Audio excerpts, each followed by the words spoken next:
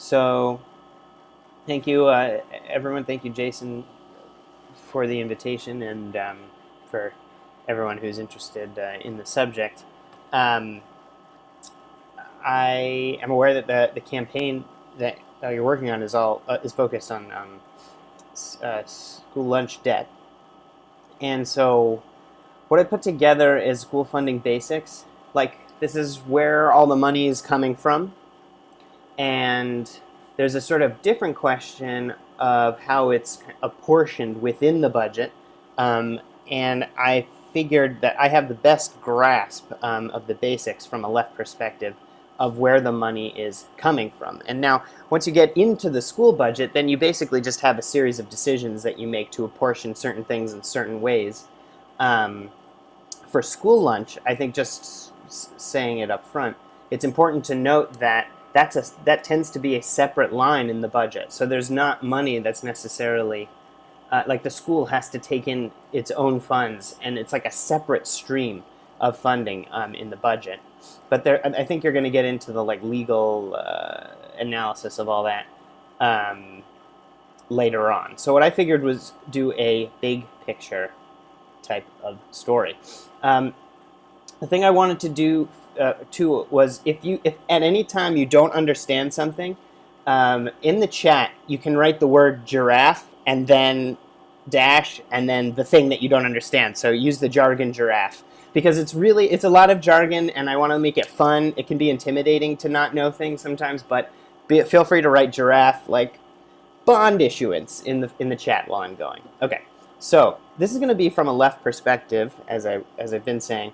And the way that I'm going to do this is, first, conceptually speaking, I think it's important that we think about school funding as an apparatus. Okay, so we're socialists here, we're in a socialist group. The concept of an apparatus, as different than just like an institution or a practice, is that an apparatus is it's a thing that intervenes for a purpose. Okay, and that's a Marxist way of looking at school funding, and not all people that look at school funding look at it like an apparatus. And this picture is from E.P. Thompson's Poverty of Theory, and it's a bit cheeky of me to include it because he's making fun of Louis Althusser. But actually, for like thinking in terms of apparatuses, he's saying that there's like, and I thought it was funny. Anyway, I think it's important that we think of school funding as an apparatus, not just some kind of passive institution, but it's an active set of like juridical configurations that are doing something for the ruling class. Okay. Another general remark, it's important to recognize that school district governments are separate governments. They're like a hyper-local government, a fourth layer of hyper-local government that's even smaller than local government itself. So here's Bucks County, okay? And within Bucks County you have a lot of townships and boroughs, etc.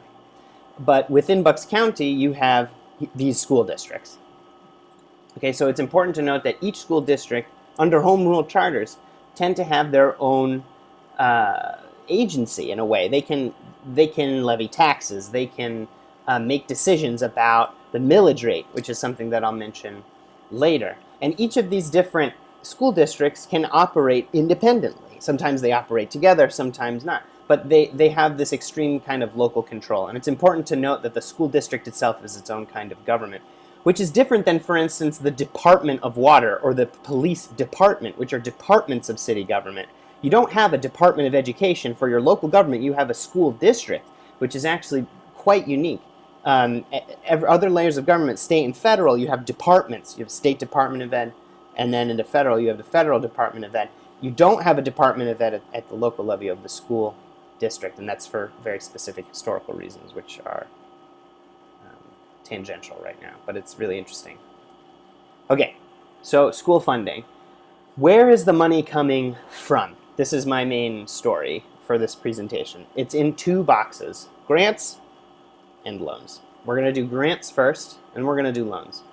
And the way I decided to put this presentation together is, rather than just going through all of the stuff, which you do, what I did was, at each stage, I threw in a history of organizers who are using the particular policies and laws in this arena to intervene from the left, to fight for something. Okay, so For grants, at each level of the grants, and then for loans, I'll mention a movement. So there are 4 movements that I'm including historically. Okay, so there are 3 kinds of grants that are coming in: local, state, and federal. What do these entail? On the local side, and these are just, I think, important key things to know for each one. On the local side, a lot of the tax money, the grant money, is in the form of property taxes. And that's going right to the schools in most cases. A lot of things tend to be very fine-grained and differential in the United States. That's one of the big problems, is that every district, even catchments within districts, have their own little terrains. But generally speaking, the school district levies a tax on the property. 2 kinds of properties to remember. There's commercial property, residential property. Now, in Pennsylvania, remember there's a thing called the Uniformity Clause in the Constitution. The Uniformity Clause says that any government body that can levy a tax has to do so uniformly. It can't levy a kind of tax differentially, which means that you can't tax commercial property and residential property differently in Pennsylvania, which is a big shame because commercial property is so very much different. It's much more expensive, and it's just so different than residential property. But because of the Uniformity Clause, we can't do that. Now, how do property taxes work, actually? Well, you have to figure out how much a property is worth, and then you have to tax it at a certain rate to be able to get that public revenue. So there are 2 parts of this process. One is assessed value, and the assessed value of your property is the result of a calculation determined by the local government, usually the county government or the school district itself. It has an assessment process. There's a local assessor, and that assessor is the one that determines the value of the property. This is different than market value, which I think is pretty wacky, actually. The property has 2 different kinds of values. One is its market value, which is what is on the market. It's what real estate agents are selling it for, and it's what consumers are buying it for. The assessed value is a calculation that the government makes for official purposes to levy the property tax. And there's a difference there, and the assessed value tends to be lower than the market value.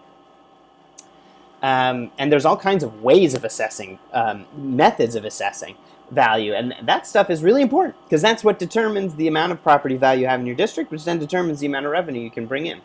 The second piece of this puzzle, though, is the millage rate, and the millage rate comes, actually, it's an old term. It comes from the number of mills, literally like mills that you like, with a big wheel and and like bread mills or saw mills and stuff. The millage rate is basically the rate at which your property is being taxed. So the way that it's expressed is in every $1,000 of assessed value, there's some amount of money taken, some dollars taken. So if you have a millage rate of 4.5, then that means that there's $4.5 taken for every $1,000 of assessed value. So if you have a house that is worth, I'm going to do this math wrong, but if you have a $100,000 property and your millage rate is 4.5, anyone? Math? How much tax money does your local government take in? Okay, it's whatever that is off the top of my head. I'm going to get it wrong, so I'm not going to say it. But you understand, right? That's how much you get. It's for every $1,000, 4.5. And the school district is the one that levies that tax and in some cases decides the millage rate, which I think is also kind of crazy, okay? The school district decides what that rate is going to be. And the rates vary wildly all over the place. The last thing I'll say about local property taxes is that they are regressive. Why? When you have a place in Pennsylvania, for instance, Reading, city of Reading, Coatesville, very low property value, right? The property value is very, very low in these places. The people in those places are actually quite poor. They're working class, poor people. The property tax is regressive because they have to pay more in taxes to get less of the money than other people do who are in the places that have higher property value. Why is that? If you only have a certain amount of property value in your district, you have to tax it a lot to get just a little bit out to run your school because you have a small amount. You have to tax your small amount of property a lot, and that means that the poorer are paying more for worse education, okay? But if you have a school district where there's a lot of property value, very high property value, places like Lower Merion, for instance, you don't have to tax it that much to get a lot. I think about it, I guess I'm trying to think of a metaphor. It's like if you have like a puddle of water and it's very shallow, like to get a lot of water to get enough water to drink to satisfy yourself, you have to take a lot of that out, right? Like, and your cup has to be like kind of big. But like if you have a whole lake, you have so much, you can just, just a little bit. You have so much to work with. You have to do less to get more. And that's how this local property tax works. See, there's a chat. Was that a giraffe thing, or is that? Yeah, Jason's saying socialists don't do math. Yeah, that's right. I'm trying to work on that. Okay, so for this one, I wanted to talk about the Citizens Action Project in Illinois in 1971. Now, this is not exactly that report, but it is from that time, and it is the same kind of project. Citizens Action Program looked through all of the assessed value of the property in the areas surrounding Chicago and found that steel mills were being systematically undervalued as patronage, as corruption, which meant that less revenue was coming into the school district, and they filed suit, and changed the whole way in which a property was assessed in those school districts. They looked through and they said, listen, that factory is worth way more than what you're reporting its assessed value is, and you're shortchanging the school district because you could get more money if that property value was higher, and they forced them to do it. It turned out there was a bunch of nephews and nephews of the high up Chicago type people working in that department. They were just like being told what to do, right? Okay, say it's this assessed value, say it's this value. And not only they were under assessing the commercial industrial properties to basically give tax breaks to the ruling class, they were systematically over assessing residential properties of the working class to compensate. Okay, and they fought against that and they won. And that's the local side. Okay, on the state side, those are state grants, and they're coming in largely from sales taxes. Okay, that's the predominant form of tax that the state generates, although among others. And the thing about the state level funding is that in all 50 states there are education clauses in the state constitution. Okay, that says that in Pennsylvania, for instance, it says Pennsylvania shall have a thorough and efficient education. And that's the grounds in which the Education Law Center has been suing the governor for 20 years, saying that it's violating the state constitution to underfund the schools in the way that they have. Okay, so it's in the Constitution, and because it's in the Constitution, the state has a funding formula. There's some formula in which the money from that sales tax and other sources is distributed, okay? And essentially those formulas can either be like basic and bad or complex and good. That is to say, they can just sort of distribute funds and according to like basic counts of students, or they can take into account things like number of charter schools, disability, English language learners, poverty, and the like. The thing to know about the state level funding is there's a thing called hold harmless. Okay, it's a very strange sounding term. Hold harmless is a rule that says when you have a funding formula, your district can't get less than it got before. So its previous funding rate is held without harm. It's held harmlessly. It's hold harmless, which then means that school districts all over the state have to keep getting what they got last year, even if they don't need it. And that prevents a lot of money from actually going through the new funding formula in Pennsylvania. That's one of the reasons why the new funding formula in Pennsylvania isn't as effective as it could be, is because of hold harmless. It turns out, though, that funding schools and finding what the right amount is for each thing is really hard. How do you know the number of students that attend your schools? Really hard to know, just basic attendance numbers. And then how do you report that in such a way that the state apparatuses can kind of keep up with it? People are constantly coming and going. Story about David Hornbeck. He was the superintendent of Philadelphia in the early 2000s, late 90s, early 2000s. He did something pretty badass, even though he got behind charters, which I don't think he should have. But at that time, people thought charters were, the unions were behind them and everything. He said to Tom Ridge, who was the governor of Pennsylvania, they weren't funding the school district properly. Big whoop. He said, I'm gonna fully fund this school. I'm gonna do all the things that I need to do in terms of paying my school, my schools and my school budgets. But when the money runs out, I'm just gonna shut them down. We're gonna shut the whole district down. If you don't fund us, if you don't give us what we need, we won't have school. Okay, fine. And it turns out he budgeted it out, and it only went till November. Okay, not even through the first semester. And he did that shit. It was pretty badass. It caused a whole big problem.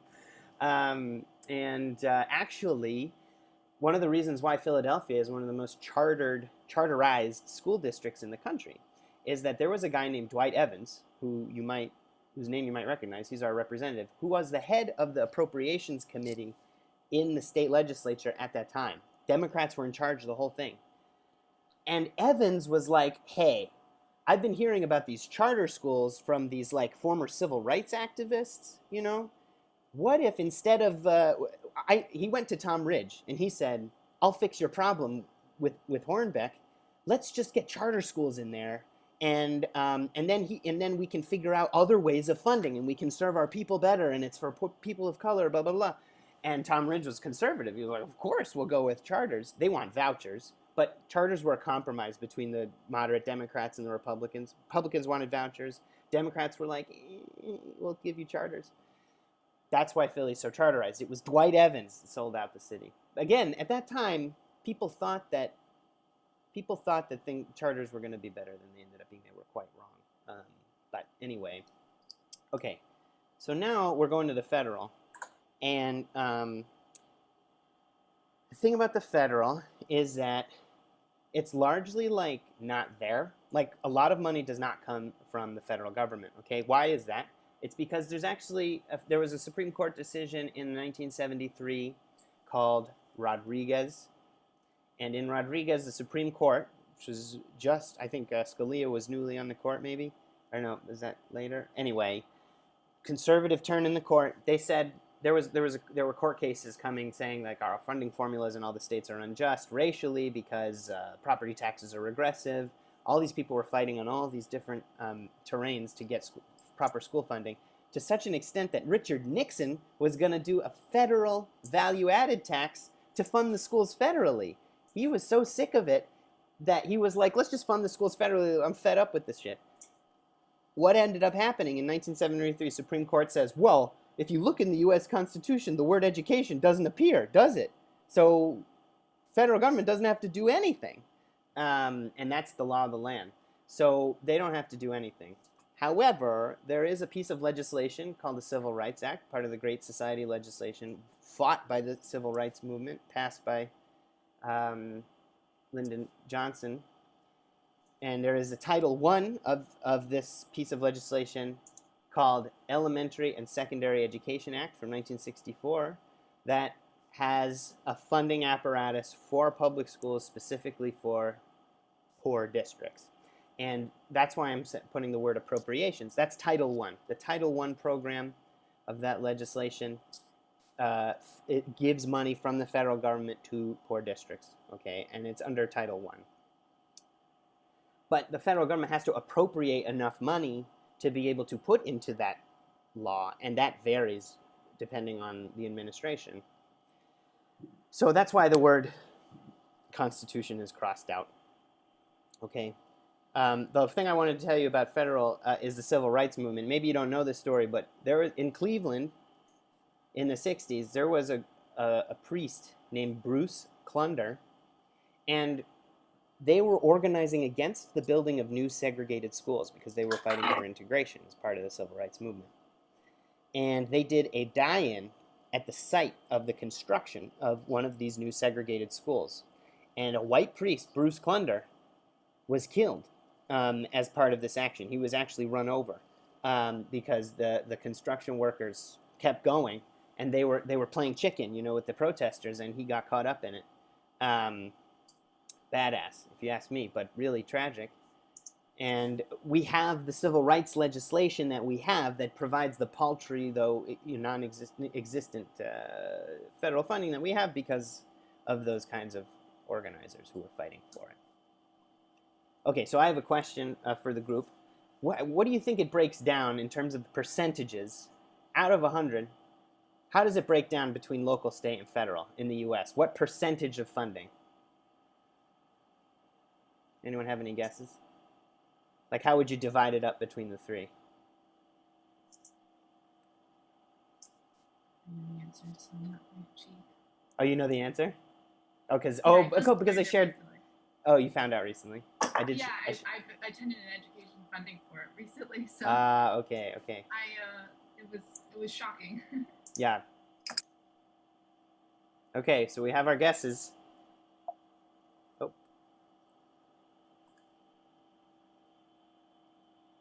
You would think, wouldn't you, and most people did, that it was more in the local than in the state. But states have been upping their game recently, and it's extremely variable. So if you were to disaggregate these numbers, for instance, just in the Philadelphia region, you'd find that Philadelphia gets about 50% of their money from the state, but Lower Merion only gets, I think, less than 10% of their money from the state. 88%, I think, in Lower Merion comes from the local. But that's how it breaks down. States do cover a lot of funding, okay, but it's half-half, state, local. The federal government is basically not there.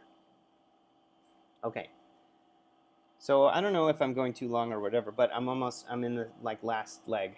So the thing that a lot of school finance presentations and researchers don't talk about are the loan side. They say school funding is basically just that grant system. But actually, that's just half the funding picture, okay? Grants are taxes that cover operating costs, like yearly budget items. Every year the school comes up with a budget. Every year there's revenue coming in from the taxes to pay items on that budget. This is how it's supposed to work, ideally. Things like textbooks, things like salaries, things like, year-to-year projectable costs. Okay, but there's all kinds of expenses that aren't year-to-year, that come out of nowhere, that are one-time big costs that school have to cover. School buildings, chief among them. How would schools cover what these things? These things are called capital expenditures. That's just because you're spending a ton of capital one time, rather than your costs for operating. Now, how are school districts in capitalism gonna get the right amount of money to be able to cover a big one-time cost with enough capital up front? If you were to replace a roof on a school building, it's a huge cost. Where are you going to get that money from? It's not going to be coming from the state, the taxes. You can't get that much money in taxes for sure, unless you're a super wealthy district. So you need credit, okay? And the role of credit is basically to have capital up front when you need it. That's what credit is. It's like you need a lot of money. Where's that money going to come from? Well, someone will give it to you, but you have to pay it back with interest, and you have to. It costs money. The money costs money. Whereas the grants, the money doesn't cost anything. You don't have to give those grants back. But with the loan, you have to give it back. Okay? And that's how the capital expenditures are covered. That's how it's supposed to work. A lot of times when you have school districts that can't cover their enough costs, they take out so many loans that they can't cover them, even with the way that they're covering them. And so they actually have to use their loan money to pay their yearly and their budgets. And Philadelphia is in that situation, as are a number of poor districts, and that's bad. That's like when people have to pay their medical bills with their credit cards. And essentially, these school districts are operating a lot like that. And that's why the debt collective is doing all this work. Okay, so how do the loans work? It's a totally different system. The thing is, you know, all these progressives and libs and stuff, they're saying like, oh, the public education's under threat, they're gonna privatize it, blah blah blah. It's already freaking privatized. Here's how. The district has to go to a private credit market to cover its capital expenditures. They got to get their loans. Where are they going to get their loans from? It's not coming from any public source whatsoever. It's coming from Wall Street, and it's coming from a very specific sector of Wall Street called the municipal bond market. So the district goes into this market selling a product, and that is its district's ability to pay back a loan. And the district has a credit rating, just like any debtor does in this system. Now, so they go to this private credit market. They have their credit rating from Moody's and Fitch's or whatever. That credit rating is the result of like all the ravages of racial capitalism, okay? And then some ruling class assholes are going to that private market. They're the lenders. They'll say, okay, we'll front the money because guess what? That's tax-free. When they get the payments back, they don't have to pay taxes on that income. So that's why a lot of ruling class people go to the municipal bond market to park their money, because the payments that they get with interest, those regular checks, they call it fixed income, they do not have to pay taxes on that, which is bullshit. But that's why getting rid of this municipal bond market should be a chief goal of socialists, because the ruling class parks a ton of its shit right there. They don't pay any tax on it. It's totally hidden. People don't talk about it. Okay, so the district has to go to the market. The ruling class goes to that market to make some cash. So the district has to issue a bond, which is basically just taking out a loan. But when it sells, it's just the flip side. So like when you take out a loan in a private market, the lender is making money on the deal because you have to pay them back with interest, right? They're not doing it out of the kindness of their heart. They're doing it because they want to make money on it. So when a school district issues a bond, it's taking out a loan. It's approaching lenders and it's saying, hey, would you give us money? Would you front some capital for us? We'll get you back later at an interest rate. And so that's when the school district issues a bond. Now, in a lot of school districts, you have to vote.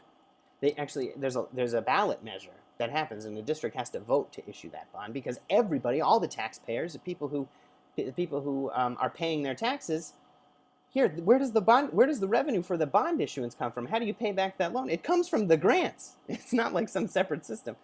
And a lot of times it's the local property taxes that comes in from the bond issuance. So you usually have to vote. In Philadelphia, you don't have to vote because it's at the discretion of the city government in the school district to take out these things.